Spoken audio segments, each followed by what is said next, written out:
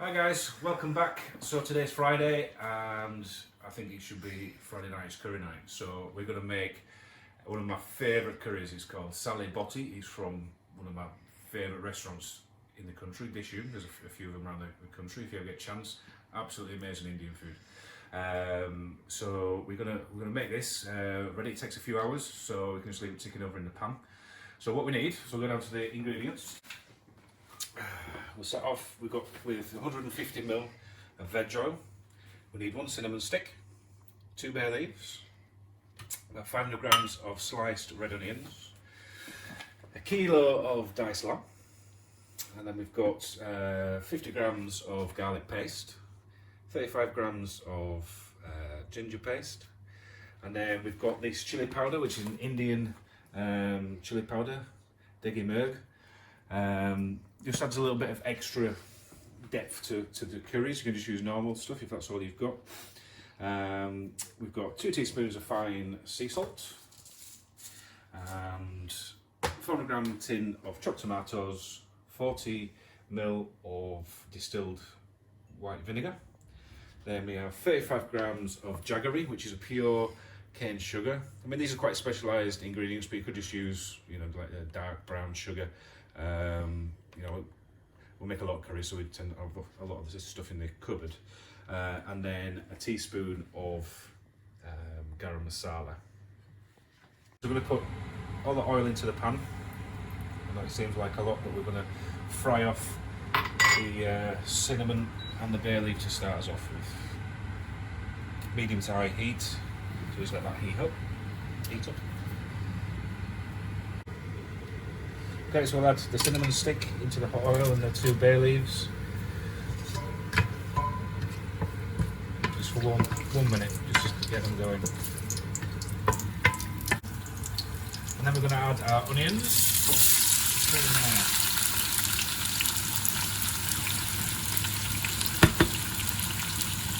Now, we're going to want to caramelise these. Again, just keep them to a medium to high heat. I'm going to get nice golden brown, just so it cooks right down. It's going to take about 25 minutes, and we'll just keep coming back to these, give them a good stir, make sure they don't catch. Right, so I've had about 20-25 minutes there to see it's starting to caramelise beautifully. So now we're going to get the lamb. Pop that in, and we'll just give it a stir. About 5 minutes just to get a little bit of brownness to the meat. Okay, just a little note on the lamb. So it recommends using diced leg of lamb, boneless. We're using diced mutton. I find it to be quite a bit more flavoursome, really more, gives us a better depth of flavour. And so you use either or really. So next, we've been frying the lamb for about 5 minutes. Just to get a little bit of colour on. And I'm going to go in with the ginger and the garlic paste.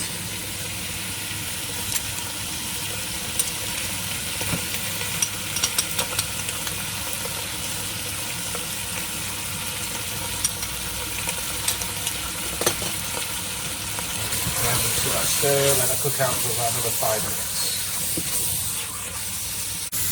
Okay, so that's 2 minutes in there. You can see it's just starting to catch a little. So just add a touch of water.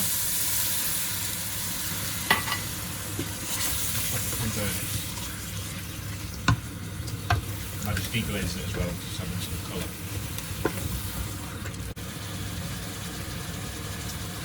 We're going to add 2 teaspoons fine sea salt.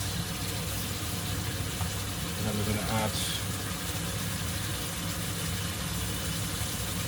2 teaspoons of the chili powder, degi mirg. If you have it, a teaspoon of turmeric, but I don't have any, so this is from this recipe. Again, cook this out just for 2 minutes, and then we're going to add our tomatoes. Okay, we're at the further 2 minutes. Now we're going to add the tomatoes. And just get a bit of water in. Not water in,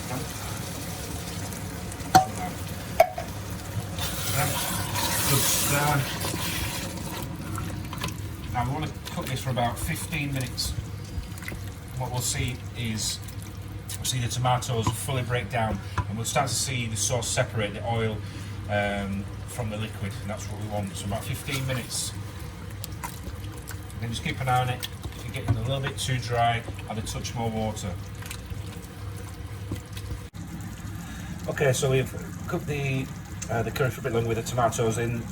The tomatoes are all but broken down, and as we said earlier, we can start to see the oil separate from the curry. So we're going to add about 150 ml of water, just enough just to come about level with the lamb. We'll give that a stir, and we're going to cover it, and we'll turn the heat down, medium to low heat. I'm going to cook that for about an hour and a half. Keep coming back to it, just give it a quick stir, just keep checking on it. Okay, so to go with our curry, we're going to make some samosas. We're going to make them from scratch. So we'll talk about the pastry side of it in a second. So I've made some mix. So basically, we fried off a load of onions, some garlic, some ginger, a little bit of chilli. We parboiled some potatoes, and then we just made like a dry potato curry. Added the peas, some coriander and things in there. Quite a bit of salt, just do it to taste. So just needs to like that spiced potato-y curry mixture there. But for the pastry, they're going to use 250 grams of plain flour. We're going to use 60 ml of veg oil, so that can go in. About 3/4 teaspoon of fine sea salt. I'm just going to put it onto the machine. So it's just the same with normal pastry, so we're using vegetable oil instead of butter. So we just need to get it to like the breadcrumb stage. So if you have a look in there, so we've just got the salt, flour and the oil. Right, so we're just going to just work the oil in, so we're just adding the water slowly. We want it to make a nice firm dough.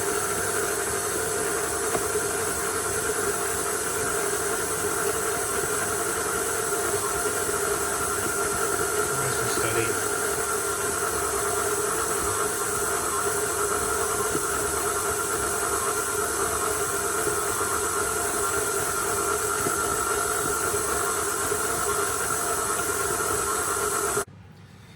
So that's all come together. We just want to work it by hand.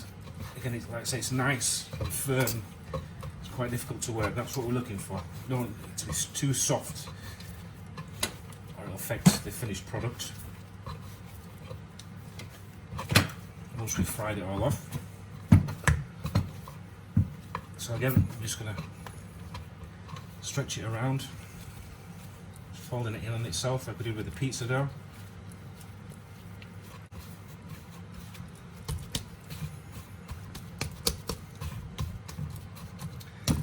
Okay, and then we'll put it back into there, to the bowl. We'll cover it for about half an hour, and then we'll give it another knead, and it'll be nice and smooth, and then we'll start making our samosas. Right, so that's been rested, so you can see it's just smoothed over a lot. So now we just need to work it into a sausage shape.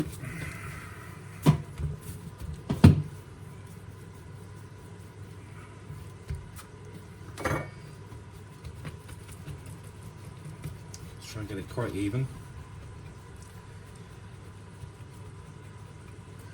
And then we're going to cut it into 5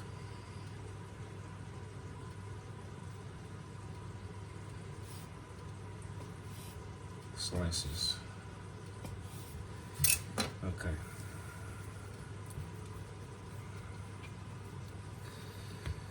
So each ball, again, just work round, just stretching that top all the way around.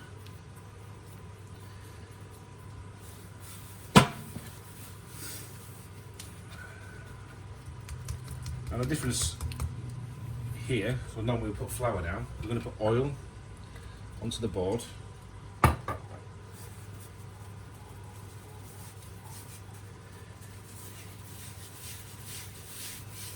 little bit onto the top, and a rolling pin. Just roll into it. So what we're looking for is an oval shape.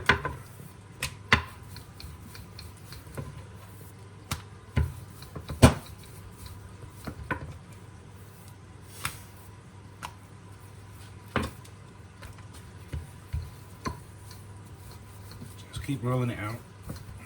It will keep shrinking. So it's quite tough is this dough. Just keep working it out as even as we can.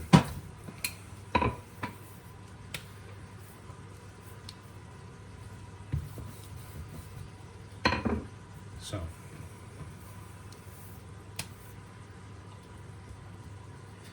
we're going to cut the dough in half across. Then we need a little touch of water just to seal it. It's going to make 10 samosas. So just water along the long edge. And we're going to bring those two together.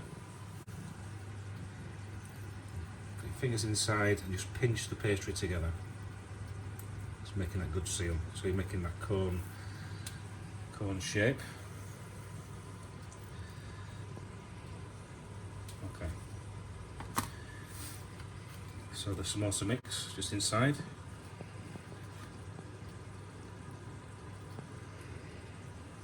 You see? Just press it down.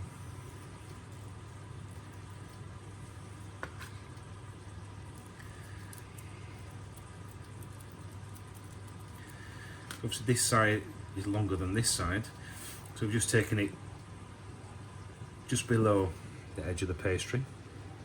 So again, just a little bit of just water, just all the way around.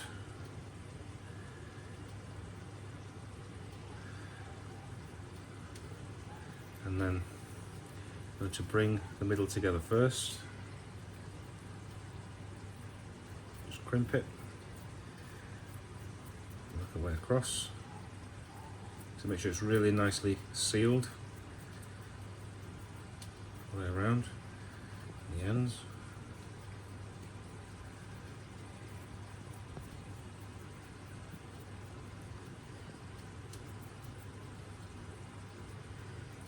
Just like to pull that bit out so it goes a bit crunchy when we fry it off.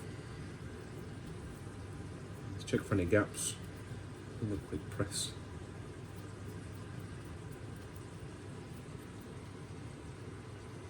And there we have one samosa. So we'll carry on, we'll make the rest. We've got the oil on, heating up to about 180, 190 degrees. Once we've made these, we will fry those off. Okay, so we've made our samosas. We have got the oil on, like I said, 180, 190. We're just going to lower the baskets. Let's go straight in. Just check that they're nice and sealed just before they go in. Hopefully we'll get that nice bubbly pastry when they cook. These are going to cook for about 5 to 8 minutes, just until they're golden brown, and we're going to let them cool down, and then when we're ready for dinner we just pop them back in the oven. You can do this without a fryer. You just want to brush the samosas with the oil. Again, get your oven between 180 to 200 degrees. Brush them with the oil, brush your tray with a little bit of oil, and then just pop them in there and just, you know, I'd say probably about 10 minutes, 12 minutes until they're cooked. And just turn them around as they're cooking so they get a nice even colour. And you can achieve it in the oven as well as a fry. So here we have them. Start the fryer. That beautiful bubbly pastry. So looking forward to eating these. So we're going to fry the rest of them off, and like I said, when we're ready we're just going to pop them back in the oven. Hope you've all enjoyed it, and good luck making the samosas. So we've had there about an hour and a half. The mutton is really tender. So we go back to our other ingredients. So we've got the vinegar, that's going to go in, and our raw cane sugar, that's going in, and garam masala. So this is just to finish off. Just give that a stir. I'm going to give it another 15 minutes and we'll be about ready to go. Okay, so we finished cooking and let's have a bit of a close-up on the curry. Yeah, I've just tasted it, it's absolutely amazing. We have done our samosas all at the same time, so now it's really up to you. Serve it with rice, serve it with just some chapatis, naan breads, even chips, I don't know. Thanks for following us. Like I said, you know, if you've got any pictures or videos to share with us of what you're doing, that'd be absolutely amazing. So much love and take care, and we'll see you soon.